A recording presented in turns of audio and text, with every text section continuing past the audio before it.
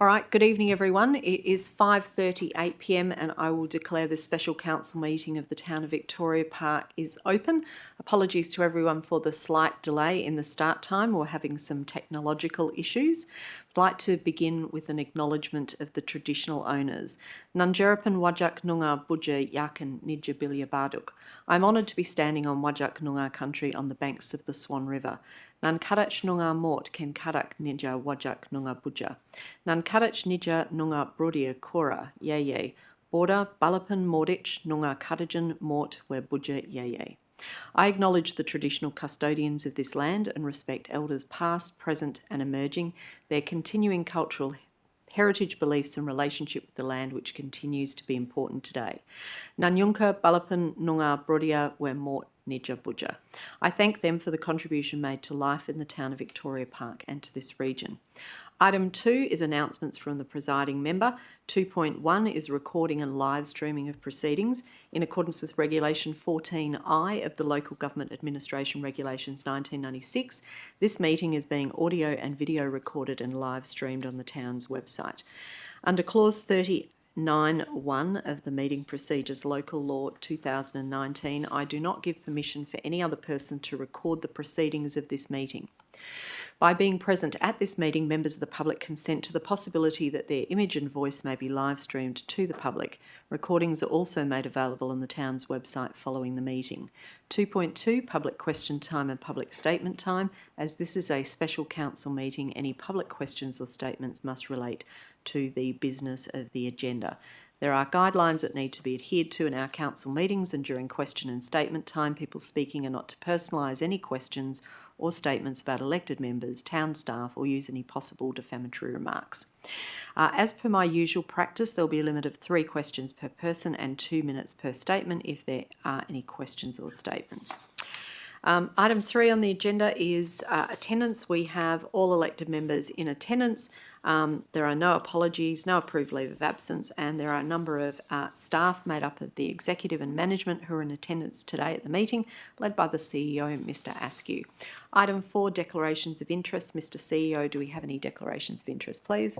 Thank you, Mayor Vernon. I've received none. Thank you. Are there any declarations of interest that anyone needs to make? No, there being no declarations of interest, we'll move on to item 5. Public question time. I'll now open that at 5:41 p.m. and note there are no members of the public in the gallery, so I'll close public question time at 5:41.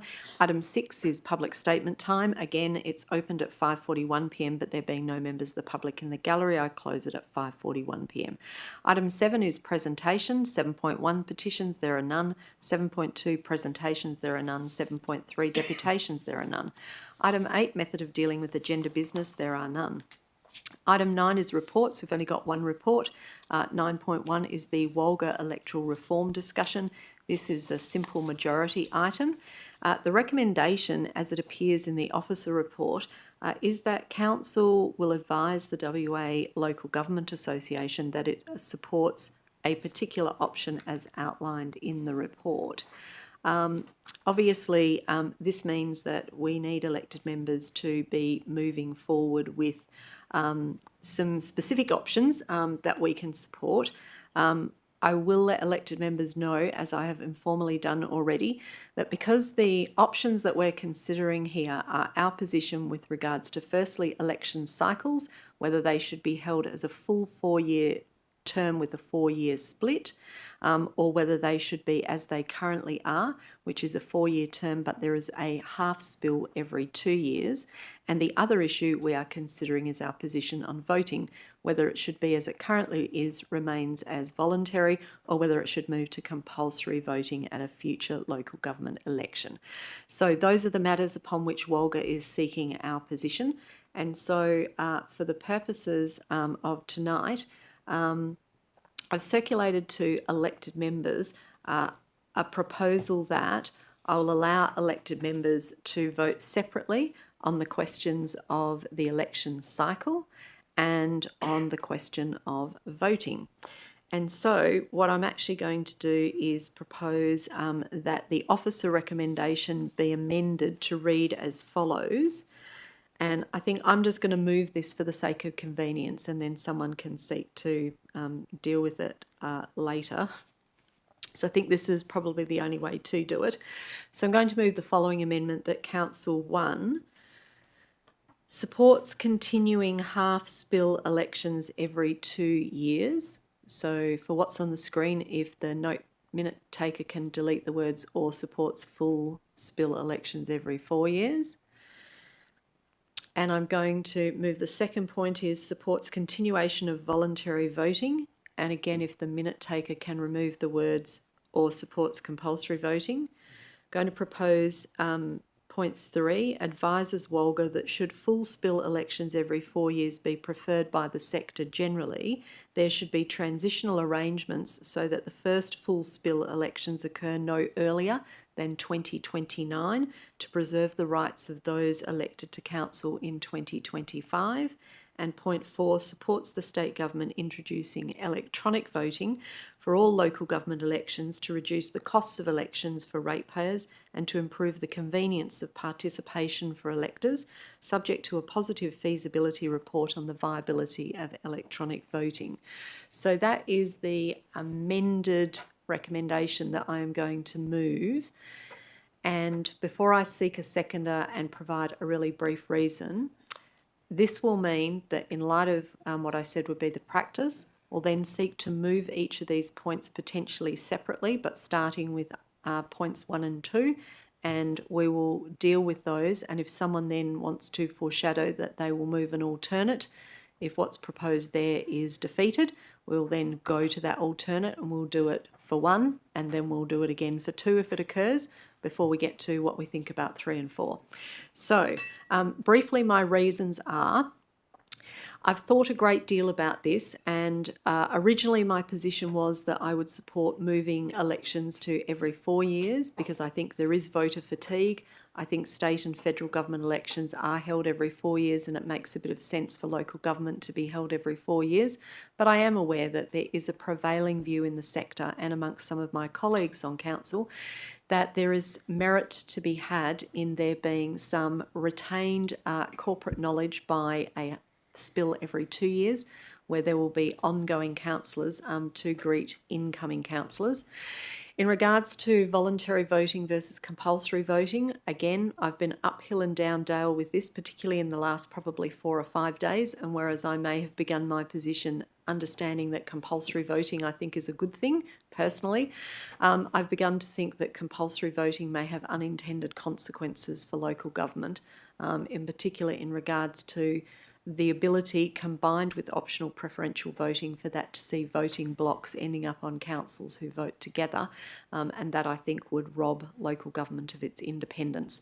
So, decided to move those 2 points. As for point 3, I've picked this up because part of our conversation in our workshop discussion was what happens if the government prefers that they will move to 4-year terms for all councils with a full spill every 4 years.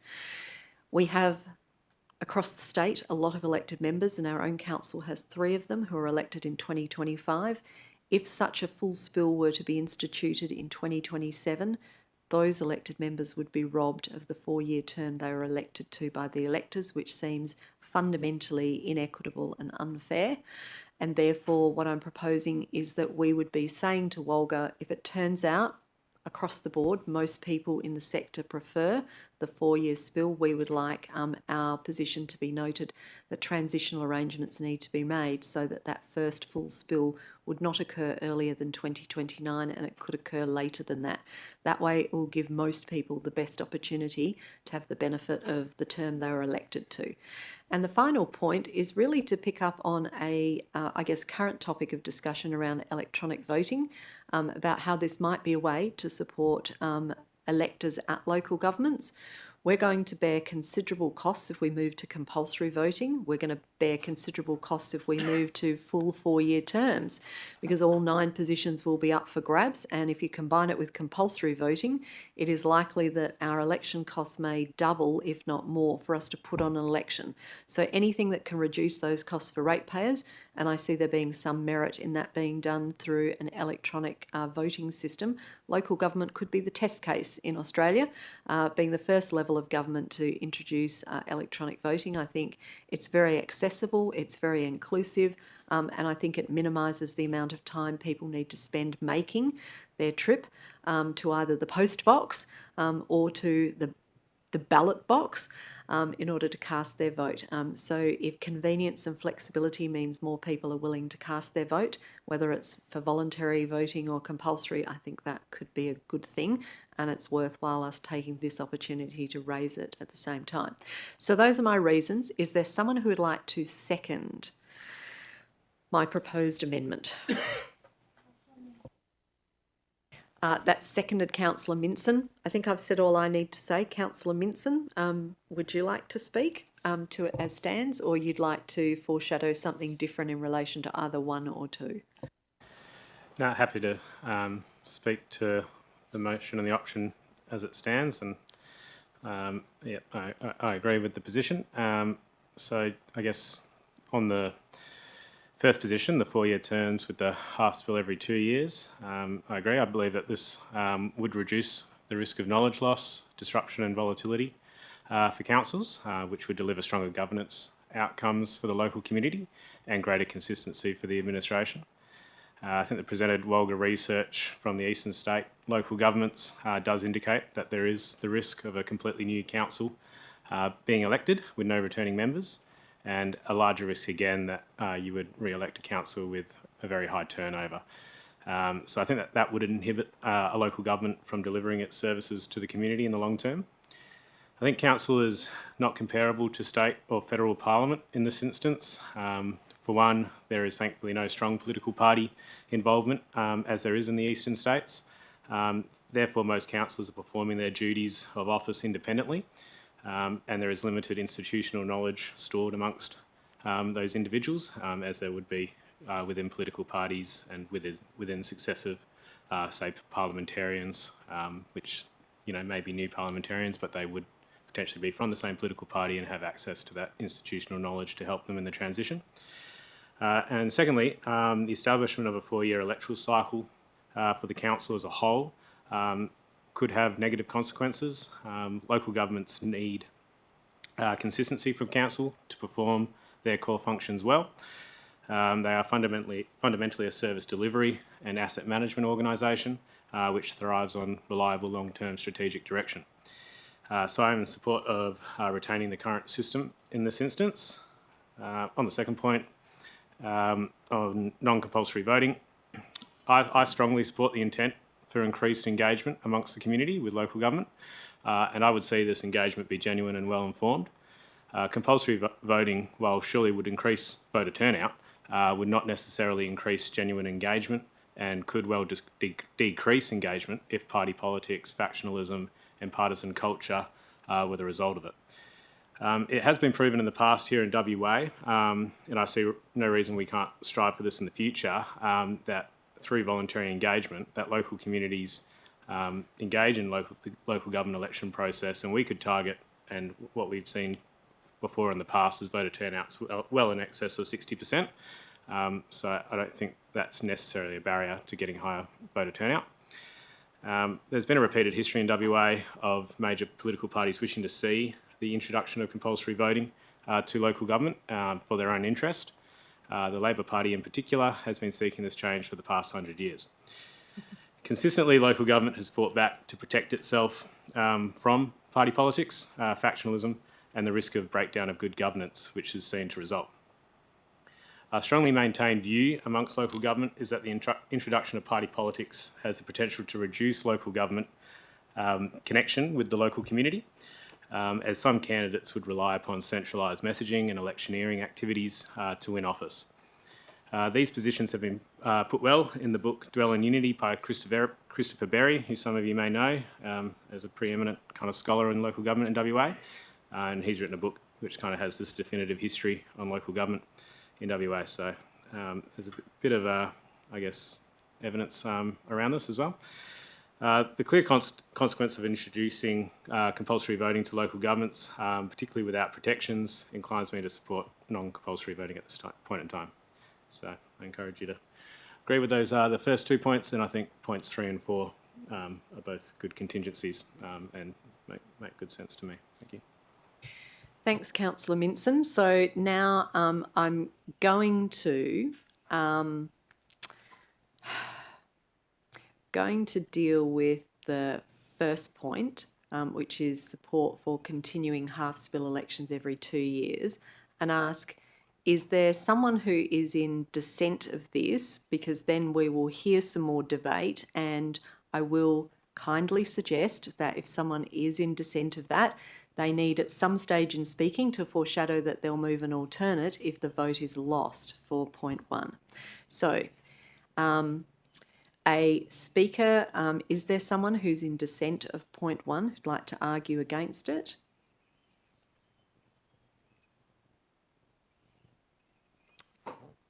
No? All right. Well, it's looking like there's no speaker against point 1. So on that basis, I'm going to formally ask, is there any dissent to point 1? No, there being no dissent, declare that carried unanimously. Okay, that was easier than I thought it was going to be. I was clearly anticipating it was going to be very difficult.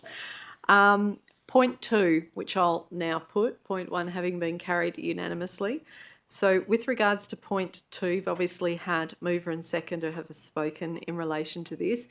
Is there someone who dissents with this proposition? Okay, Councillor Cruz has indicated there is dissent.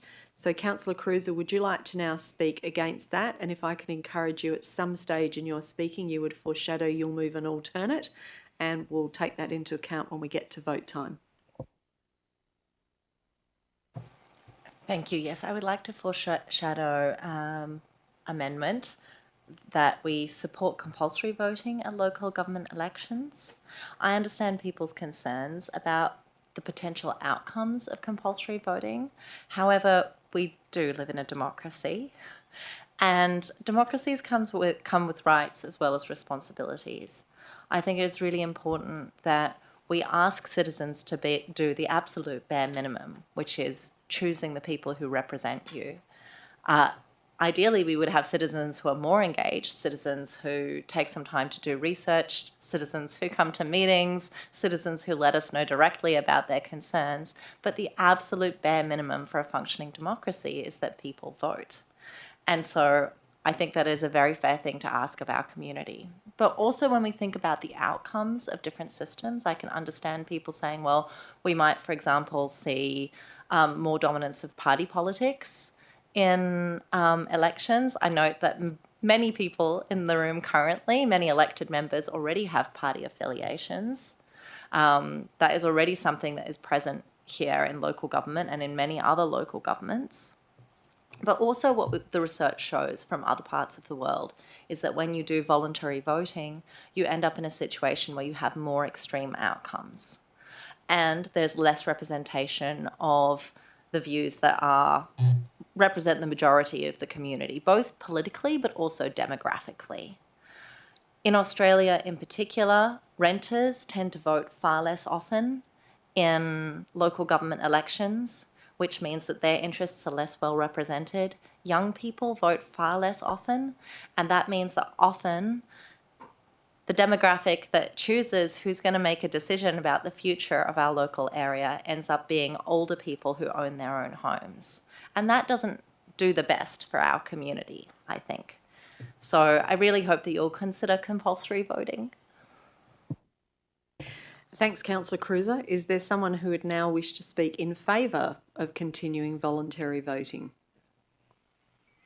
Councillor Ingram? Thank you, Mayor Vernon. I am one of the foreshadowed people who have a party affiliation. I'll just get that out there on the table. But for the fact that this actually has to deal with local government representation, I genuinely believe that voluntary voting provides a greater vehicle for community activation and consent as a governed entity. So the problem that you have with compulsory is that in its infancy as a nation, we introduced compulsory so you had a significant enough mass of people responding to say, yes, we have the remit to govern. As local government operates in an entirely different sort of spectrum as a statutory entity, I'd much prefer seeing a voluntary system in place so that if people feel activated or they are engaged in their local community, they step forward and vote and don't merely go voting because they feel otherwise they're going to get slugged with a fine. Frankly, that doesn't seem very democratic and choice-based to me. But this is this particular level of government where it is at the immediate community-facing aspect, and it's probably the one realm in which voluntary voting makes the most sense in my view. So I would like to see it retained, and I also believe it would actually support several independent candidates running on their own agenda and a ticket, because if you do look at the way this will interact with optional preferential, there will likely naturally form tendencies to develop en-bloc tickets and en-bloc agendas, which would skew the much more bespoke nature that local government should strive for, in my view. Thank you. Thanks, Councillor Ingram. Is there someone who would now wish to speak against voluntary voting? Councillor Gordon-Manley. Thank you, Mayor Vernon. I think to reiterate Sky's point there, that there's a large demographic that is not represented in their voting at local government. We see a range of younger Australians, we see a range of renters who do not maybe fit in the establishment and realise that they have a large impact on the local government and how much maybe local government actually impacts their daily lives. And this is probably where I'd advocate the most is independence. At a local government level, you can see the impacts of our decisions directly. We move quite quickly and all our decisions are very tangible to everyday life. With that stated, I feel like independents can communicate their value and demonstrate how impactful their decisions are on everyone's lives. As well as that, the local government's legislation as it currently written means that we must maintain an open-minded and we must come here and work with our councillors to make a fair decision. So to come with a predetermined decision by a party basis, even though that does inform where our values and principles sit, it would not inform our final decision in the council meeting. I'd advocate to ensure that we are capturing and empowering and educating our voters on the value of local government, that we need to put them in the position where they have to be involved within our democracy. Otherwise, they may not realise that they can contribute and they may not realise how important voting is to their everyday life. Thank you. Thanks, Councillor Gordon-Manley. Is there anyone else who wishes to speak in favour now of the proposed amendment? Because if there isn't anyone else who wishes to speak, we'll be going to close the debate. Councillor Melrosa, you wish to be heard in support of this, or you wish to ask a question? All right, thank you. We'll hear from you now. Can you just use your microphone, please? Sorry. Sorry, you wish to speak against? Okay, I'm just call and see if there's a speaker in. Right, okay, well, we'll get someone else to lend you their microphone. But I did call for someone who wants to speak in favour. Is there someone who wants to speak in favour? If there's no one else who wants to speak in favour, I'll just call if there's anyone else who wishes to speak, and we'll hear from Councillor Melrosa. Councillor Melrosa, it looks like there's no one else who wishes to speak in support, so over to you to speak against. Okay, maybe I just pushed the wrong button the first time. I will speak against this because I like the idea of consistency. I like the idea that at every level of government in Australia, we have compulsory level of voting. We're one of the only countries that does it really well. In fact, I think we are the country that does it the best. And I would like to see that filter down to the local level. I think there are great arguments for both. But I think for us to do democracy properly, we should apply this at all levels equally. And I think that we do suffer from minority group influence at the local level with the current system that we have. And while I can accept that this could create a situation where we have voting blocks, I just don't feel like that's really how Australians think when they vote. I think we understand what we're delivering at this level and what we're voting for, and we should give people we should have trust in people to make the right decisions when they go to the voting booths. So yeah, that's all I'll say. All right, thank you. I'll do a final call. Is there anyone else who wishes to speak who hasn't been heard on this topic before we close the debate on this particular point? No, looks like there isn't. So on that basis, I will close the debate on this. I do enjoy listening to people talk about democracy, and we should remember that in a democratic society we have a lot of freedoms. One of them might be said to be the freedom to vote if you want to, but at state and federal level we don't have that freedom. We actually have to do it. I do agree that has always been something that I found great about Australia when I lived in the United Kingdom, where voting is not compulsory and where statistically something in the order of less than 20% of the population votes for a government that then governs them for the next 3 to 4 years.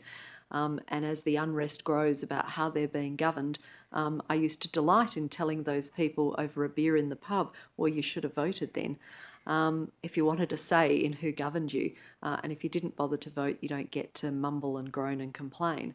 But local government is different. It's not set up in the Constitution of Australia. It is a creature of statute. It is in the Western Australian Constitution, and it is a representation of community. And to that extent, when we talk about democracy and we talk about voting rights, they're often intrinsically linked with what we understand to be the Westminster parliamentary system, rather than local government system, which is effectively councils, which probably existed long before more formalised levels of parliamentary democracy existed. So I feel like it's a place for community leadership. I feel like it's a place that can very easily be upended by groups of people coming onto council who are not necessarily there for the right reasons.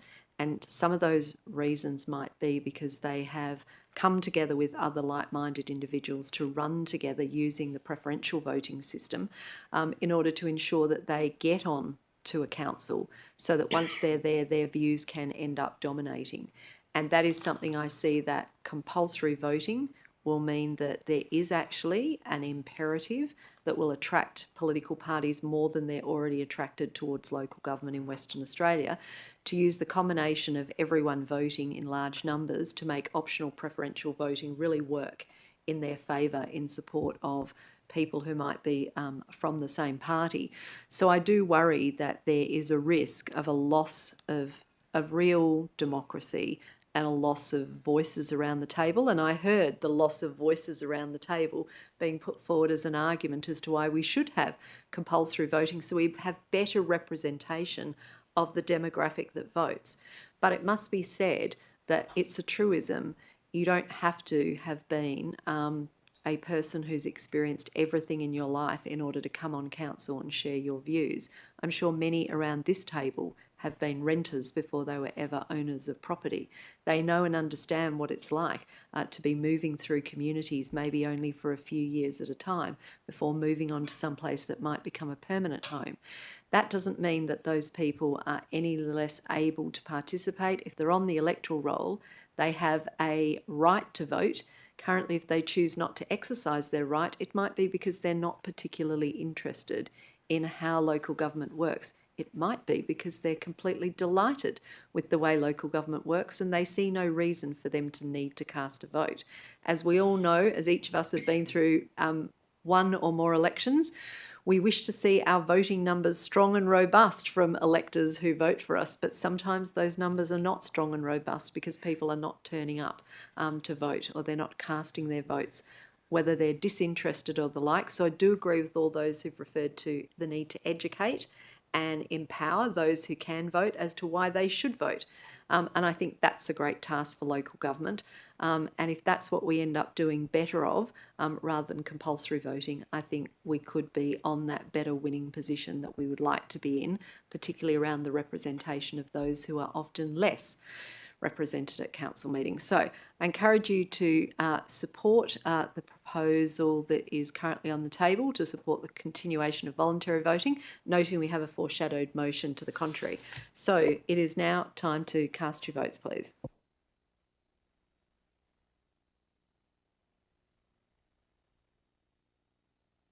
My voting system's not working, so I'll cast my vote in favour of the proposed amendment.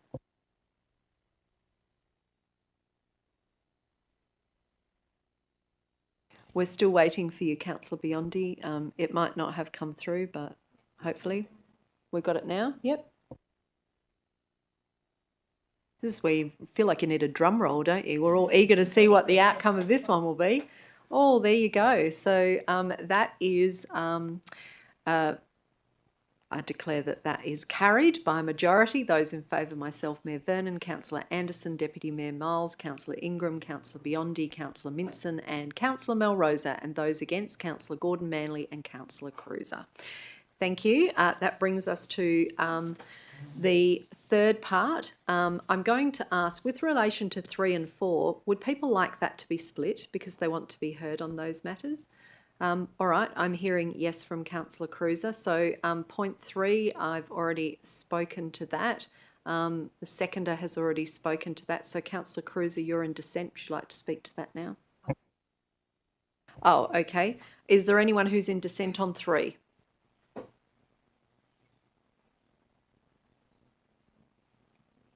No, I'm not hearing anyone who's in dissent. Councillor Ingram?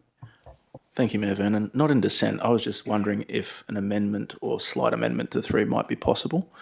So where it refers to the rights of Sorry, persons... we'll get it brought back up. It's come off the screen. That's all right. Where it refers You're just to... wanting to change some of the wording, is that right? Yeah, just pluck some wording in, actually, add, potentially. So where it says preserve the rights of those persons elected to council, I'd like to see it also include the rights of electors, because the electors have elected all of those in this tranche from 2025. And so we don't want to negate their will being expressed at the ballot box. I just thought it might be worth including. Look, Councillor Ingram, I don't want to argue the law with you, but electors don't have any rights in relation to this particular matter. Their right is expunged the moment they cast their vote. And so the only people who have rights after their vote is cast are candidates who can challenge the outcome of the voting. So it's candidates who are given a 4-year term, of which you are one, that I'm seeking to protect with this suggestion. Namely that it's the rights of a person who's been elected to have a 4-year term. Electors have a vested interest in seeing the candidates that they vote for get the term that they were given, but the electors themselves don't have any rights beyond the casting of their vote.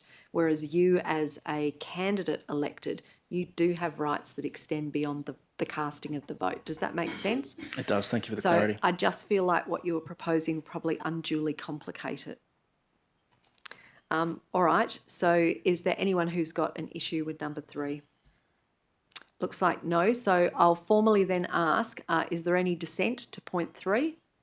If there's no dissent, declare that carried unanimously. So 3's been put. So we come to 4. It's been moved and spoken to by me, and also Councillor Minson supports it. Councillor Cruiser, you're in dissent. Would you like to speak to that?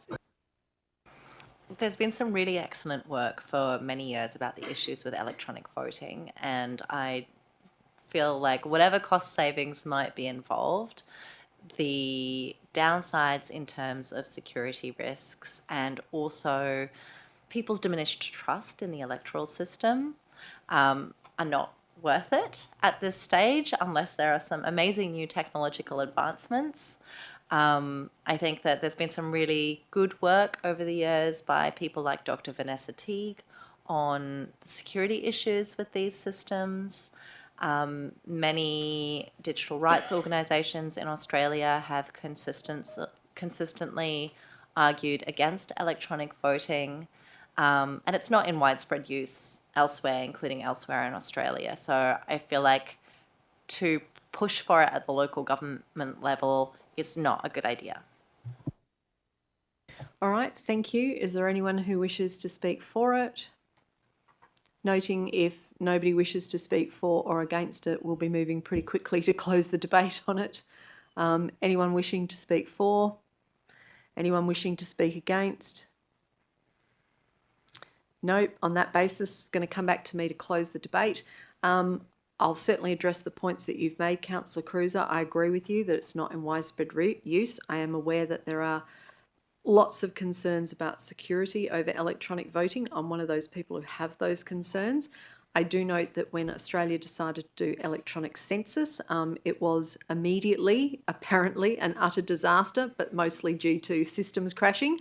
But eventually it got back online. Everyone was able to use their individualised code and complete their census information. And I found that really helpful as a person who often works after midnight to be able to do it when it suited me. And I like the idea that I can do things like vote electronically online. I note that there are a number of trade-based organisations that are registered for voting purposes who do online voting, and although that's a much smaller subset than what we would be talking about, the way I have crafted it is to support introducing it subject to there being a positive feasibility report on its viability. So that was intended to be the rider. So if the government gets a feasibility report that says we can do this and successfully address the concerns around security, that would be a reason for supporting the state government to introduce it. Whether or not the state government has any interest at this stage in going down that road, I think it might be unlikely because they've really only flagged two things for our interest, but I felt it was worthwhile putting forward. So I'm encouraging people to support number 4, and if we could now all cast our vote, thank you.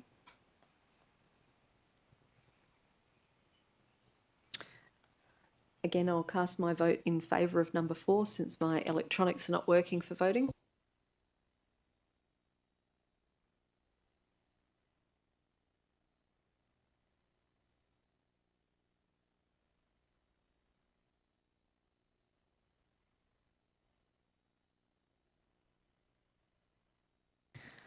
All right, so that has been carried.